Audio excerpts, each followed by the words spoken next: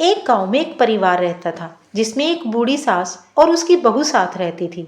सास बहुत ही सख्त थी जबकि बहू बहुत ही समझदार और विनम्र थी। दोनों के बीच के रिश्ते अच्छे नहीं थे क्योंकि सास हमेशा बहू से कुछ ना कुछ शिकायत करती रहती थी। एक दिन सास ने बहू से कहा, तुम घर के काम में ध्यान नहीं देती हो, खाना भी सही से नहीं बनाती, तुमसे कुछ भी उम्मीद नहीं की जा सकती। बहू बहुत शांत थी, उसने कुछ नहीं कहा, वह अपना काम करती रही। एक दिन काम करते हुए बहू को एक बहुत पुरानी किताब मिली। उस किताब में एक जादुई मंत्र था जो किसी भी समस्या का समाधान कर सकता था। बहू ने सोचा कि शायद इस मंत्र से सास का दिल बदला जा सकता है।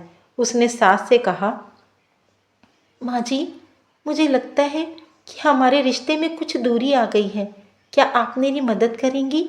मैंने एक जादुई मंत्र पाया है जिससे हम दोनों का रिश्ता और भी मजबूत हो सकता है। पहले तो सास ने आनाकानी की, लेकिन फिर बहू के थोड़ी देर कोशिश करने के बाद सास मान गई और फिर बहू ने मंत्र पढ़ना शुरू किया। मंत्र पढ़ने के बाद बहू ने सास से कहा, माँ जी, आप मुझे बताइए ना, मुझ में क्या क्या कमियां हैं।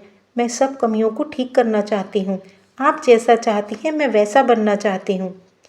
अब सास का दिल भी नरम पड़ गया था और सास ने बहू से कहा, बहू, तेरे अंदर तो कोई कमी नहीं है, सारी कमियां तो मुझ में ही हैं।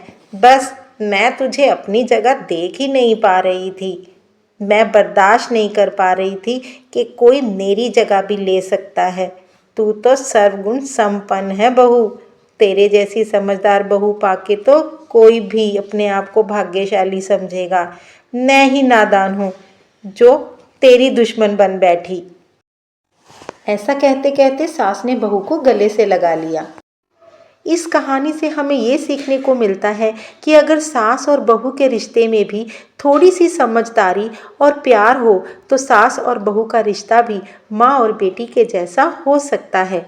अगर आपको ये कहानी अच्छी लगी तो लाइक करना, शेयर करना और हमारे चैनल को सब्सक्राइब करना बिल्कुल मत भूलना।